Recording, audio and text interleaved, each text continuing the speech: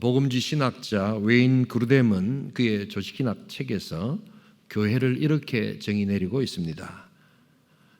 우리 함께 읽어보겠습니다. 교회란 시대를 초월해서 모든 참 신자들의 공동체이다. 짧지만 매우 중요한 교회의 정의입니다. 교회란 부름받은 사람들의 모임이라고 알고 있는, 우리가 기존에 알고 있는 정의보다 훨씬 더 발전적이고 심화된 성경적 개념의 교회 정의입니다. 이것은 오늘 우리 시대의 목회적인 측면에서 삼중교회론으로 나타납니다.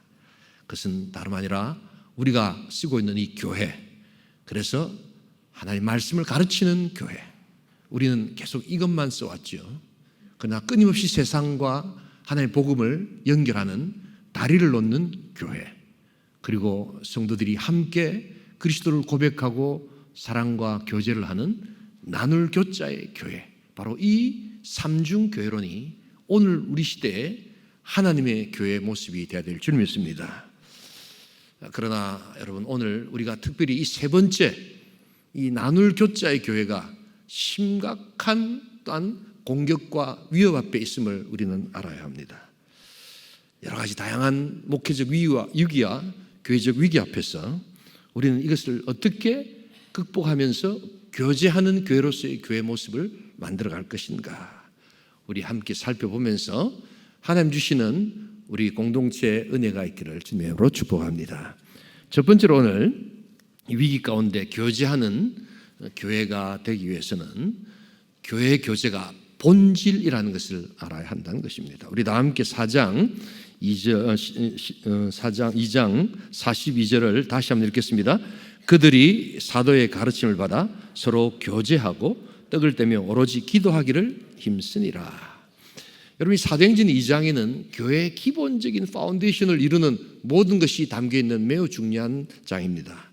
오순절 성령 강림으로 말미암아 교회가 시작됨을 알렸고, 또한 베드로 사도의 오순절 설교로 말미암아 복음이란 도대체 무엇인가 하는 것을 또한 전파하게 하셨고, 이제 그 복음을 듣고 예수를 믿는 공동체가 어떻게 교제하며 교회됨을 만들어가는가 하는 것이 이 장에 잘 나타나 있습니다.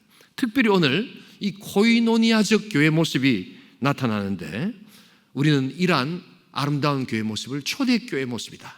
그리고 우리가 항상 그 모습을 우리가 동경하며 오늘 우리 시대에도 이런 교회를 만들어 가고자 애를 쓰고 기도합니다.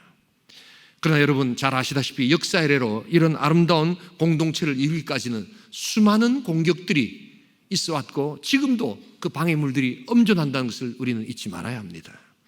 무엇보다도 영적으로 사단과 악한 영들이 이 영적 공동체를 향한 끊임없는 공격과 또한 시험과 환난을 주고 있습니다. 또한 두 번째로는 이 교리적으로 부패하고 교리가 다음 세대에 전달되지 않음으로 말미암아 교회가 무엇인가를 정확하게 알지 못하는 세대가 나타날 때, 또한 이것은 큰 공격이 아니라 할 수 없습니다. 무엇보다도 구원받은 백성이지만 우리의 죄악과 타락된 본성이 우리 안에 있음으로 말미암아 부패와 분열의 모습을 우리는 여지없이 드러내곤 합니다. 그러나 오늘 우리 시대에 여러분 더 큰 공격이 하나 있습니다. 그것은 환경적 공격인데요, 이 전대미문의 이 코로나라는 정말 그 어느 누구도 경험해보지 못했던 이러한 엄청난 감염병의 위협이 교회 존재, 예배의 모습, 우리의 교제 모습을 지금 위협하고 있습니다. 이런 위기를 어떻게 극복할 것인가? 어떻게 우리의 신앙의 선비들은 위기 앞에서 이런 것들을 극복해 왔는가? 여러분, 언제 어느 때든 한 가지 기억해야 될 것이 있습니다. 위기 앞에 섰을 때 제일 중요한 것은 본질로 돌아가 보는 겁니다. 믿으시면 아멘 하시기 바랍니다. 뭐가 정말 중요한가? 이 위기 앞에서 뭘 붙들어야 되는가? 다 붙들 수는 없다면 가장 중요한 것을 붙드는 것이 위기의 순간에 해야 될 바로 하나님 백성의 모습입니다. 그래서 우리는 이 위기 앞에서 한 번씩 이건 프로그램인가 본질인가를 점검해 보아야 합니다. 프로그램이라는 것은 해도 되고 안 해도 되는 겁니다. 하면 좋은데 안 해도 더 좋을 수 있는 그런 어떤 상황입니다. 그러나 본질이라는 것은 그래서 어떤 상황과 시대를 초월해서 하나님의 교회라면 반드시 해야 되는, 눈물을 흘리면서라도 해야 되는 그러한 것이 있다면 그것은 본질입니다. 여러분, 우리가 위기 가운데 이 본질을 잘 붙들 수 있기를 소원합니다. 이 본질을 붙들 때는 또한 굉장히 중요한 효과가 있습니다. 그건 다름 아니라 저게 정말로 중요하구나. 평소 때는 막 이렇게 중요하다 했는데 정말 위기 때 가보니까 이게 진짜 중요한 것을 알 수 있는 학습 효과가 나타납니다. 세상도 마찬가지죠. 우리가 살아가다 보면 위기 가운데서 적과 아군이 확실하게 구분이 됩니다. 또한 누가 충성스럽고 누가 덜 충성스러운가를 위기 가운데서 알 수 있게 됩니다. 평소 교육이 그렇게 중요하다고 이야기하는 아버지가 계셨습니다. 공부 열심히 해라, 교육이 중요하다, 막 이렇게 이야기를 하시는데 갑자기 가정에 경제적으로 어려움이 생겼습니다. 아버지가 말씀하십니다. 야, 돈이 없으니까 학교 좀 그만둬라, 과외도 못 시켜주겠다. 아버지가 그만두라 하니까 아들이 어쩌겠습니까? 그만둬야 안 되겠습니까? 근데 아들은 생각합니다. 우리 아버지가 평소 때 그렇게 강조하셨던 교육이 중요하다, 환경에 여러 가지 학습이 중요하다, 실제로는 위기가 오면 별로 중요하게 생각 안 하시는구나 라고 생각하는 학습이 되어버립니다. 그러나 정말 위기 가운데도 아무리 어려도 내가 네 학비 꼭 되겠다, 네가 열심히 공부해라, 그래서 최선을 다해라 할 때 자식은 바로 그 메시지를 통해서 이게 정말 중요한 것이구나 하는 것을 알 수 있게 되는 효과가 있다는 겁니다. 그래서 위기는 어떤 의미에서 축복입니다.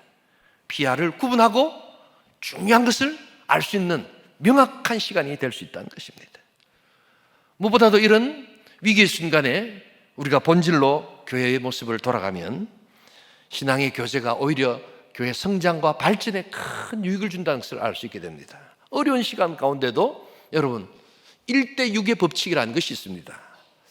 이것은 교회 좀 통계이기도 한데요, 세 가족이 한 명 들어와 가지고 한 6개월에서 1년 사이에 교회 6명 정도의 사람들과 교제하고 또한 친구가 되고 알아갈 수 있다면 그 사람은 안전하게 교회에서 정착해서 참된 교회 식구가 된다는 것입니다. 여러분, 정말 우리 교회 새로운 식구들이 많이 계시는데 우리 빠른 시간 안에 내가 그들에게 6명 중에 한 명이 되어줄 수 있기를 주님의 이름으로 축복합니다. 아멘 좀 크게 한번 하세요. 여러분들도 처음 하셨을 때 이렇게 혼자 계시니까 얼마나 이렇게 좀 외로우시잖아요. 요즘 현대인들의 특징은요, 혼자 있을 때 공식적인 모임에서 혼자 있는 걸 견디지 못합니다. 조금만 혼자 계시면 바로 그냥 그 자리를 떠나버립니다. 여러분, 교제가 그래서 중요합니다. 6명의 한 명이 되어주셔서 정말 진정한 교제의 모습을 통해서 이 교제가 본질적인 것임을 우리가 확인하는 복된 공동체, 복된 신앙 될 수 있기를 주님의 이름으로 축복합니다. 두 번째로 오늘 이 교회의 교제는 본질임을 확인해야 되고, 이 위기 순간의 교회의 교제는 이제 창의적 접근이 필요하다는 것을 보여주고 있습니다. 우리 다 함께 46절 같이 한번 읽어보겠습니다. 함께 읽겠습니다. 마음을 같이하여 성전에 모이기를 힘쓰고 집에서 떡을 떼며 기쁨과 순전한 마음으로 음식을 먹고. 교제의 기본은 모이는 것이죠. 본질이 모이는 것이기 때문에 우리는 모여야 하는 겁니다. 그런데 여러분, 우리 오고 오는 세대 이후에도 마찬가지지만 이 모임이 공격받을 때가 있고 불안전할 때가 있습니다.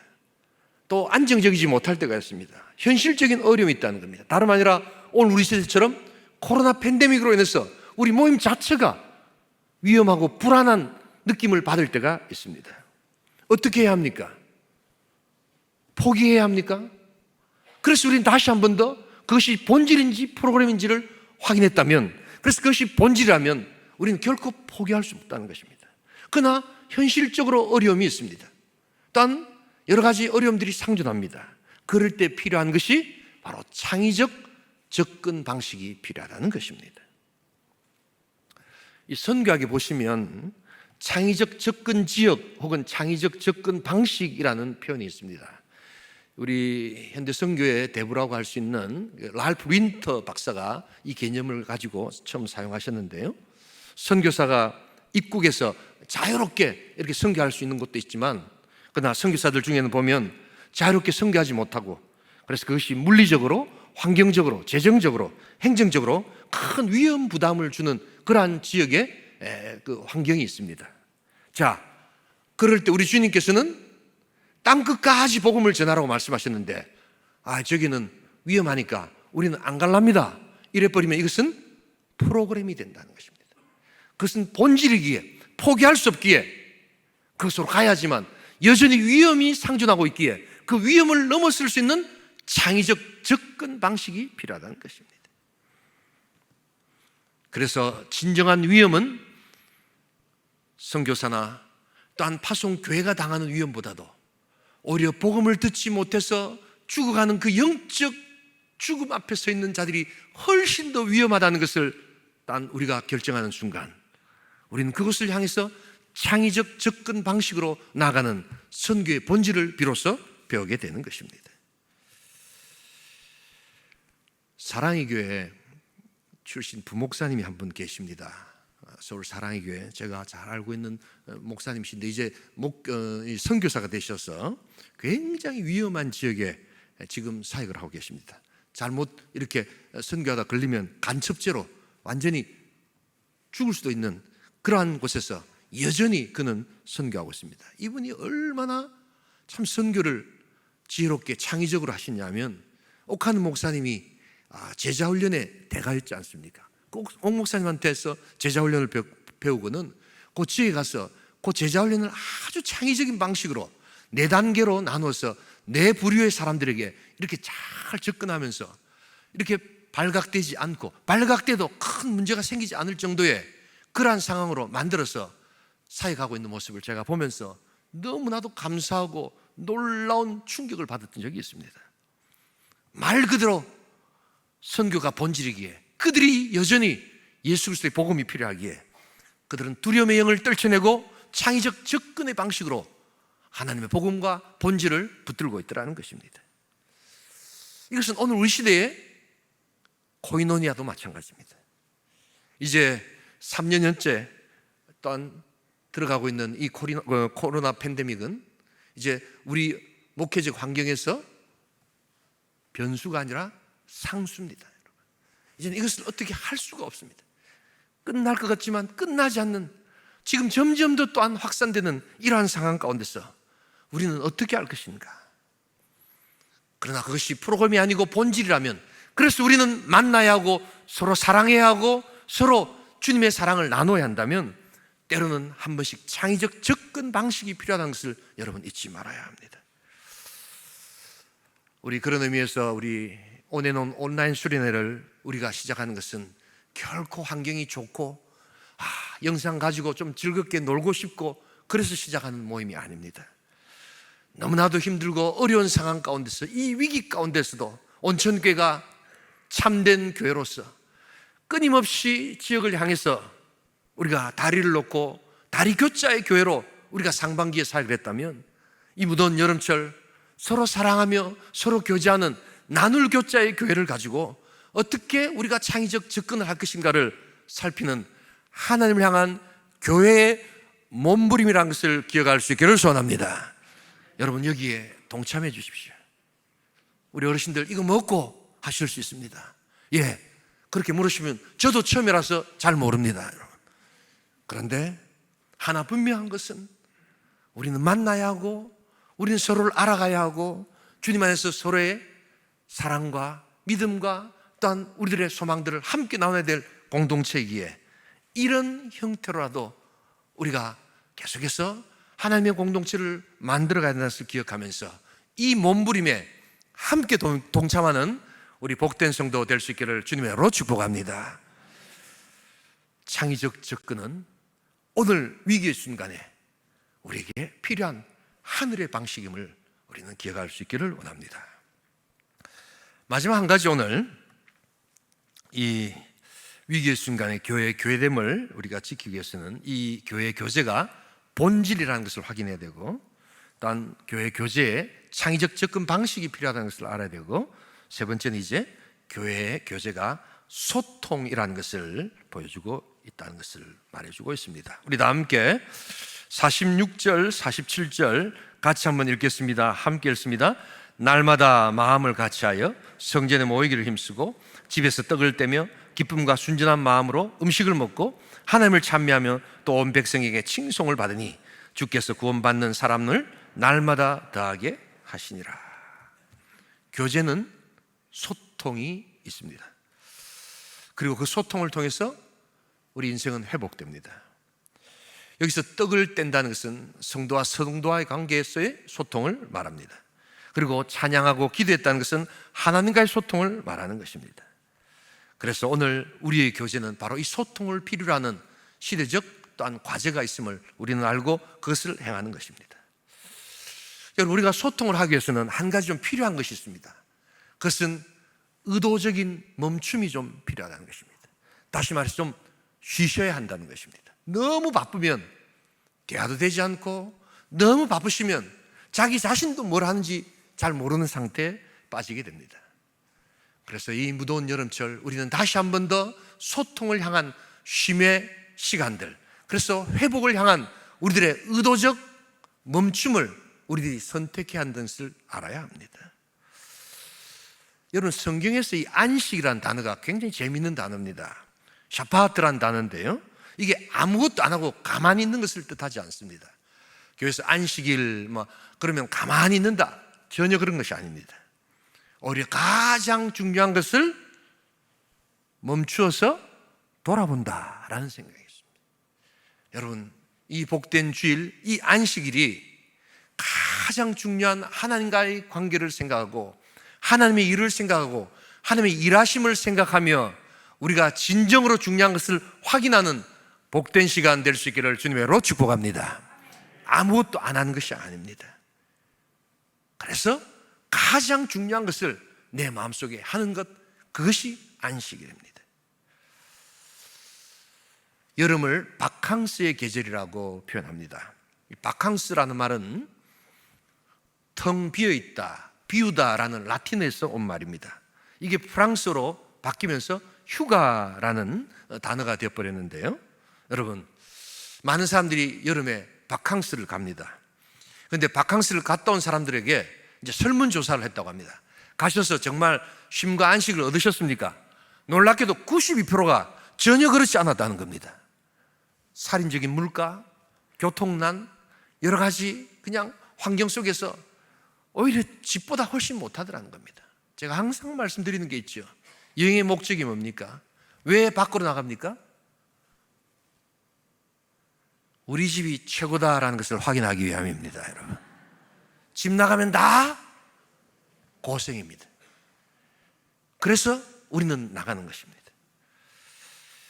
그럴 때 진정한 바캉스, 진정한 휴가는 정말 우리 가정이, 정말 우리 교회가, 나 자신이 무엇을 배우고 무엇을 채울 것인가, 진정 하나님께서 우리에게 말씀하신 게 무엇인가를 생각할 수 있다면 그것이 진정한 안식의 출발한 것을 잊지 말아야 합니다. 특별히 요즘은 또 이번 여름에 지금 딱 이게 옛날 같으면 휴가 시간 아닙니까? 7월 셋째 주, 넷째 주, 8월 첫째 주, 정말 온 우리 나라가 그냥 모든 바캉스 시즌으로 난리가 나고 고속도로와 이런 모든 것이 다 이렇게 막히는 시간인데, 지금 코로나가 점점 더 확산세에 있습니다. 제주도는 보니까 3주 전보다도 8배나 더 많은 그러한 코로나 이런 확산세를 보면서 많은 사람들이 두려워하고 나가려고 하는 그러한 가족 간에 오랜만에 휴가를 포기하는 그러한 일도 많아지고 있다고 합니다. 그런데 여러분, 우리 온천교회 성도님들 염려하지 마세요. 그 휴가 안 가면 뭐가 좋습니까? 일단 돈이 절약되지 않습니까? 그래서 오늘부터 시작하는 온라인 수련회에 들어오시기 바랍니다. 예. 한번 들어보시면 일단 비용이 안 듭니다. 그것만 해도 얼마나 좋습니까? 그런데 가족들이 함께 오히려 나누고 즐길 수 있는 많은 프로그램들이 있습니다. 그래서 가족들이 함께 대화하고 함께 문제를 풀고 함께 기도하고 함께 하는 그러한 아름다운 시간들이 여러분 준비되어 있습니다. 괜찮은 시간 아닙니까? 아이고 우리 아버지랑 안 만날랍니다. 여러분, 우리는 만나야 합니다.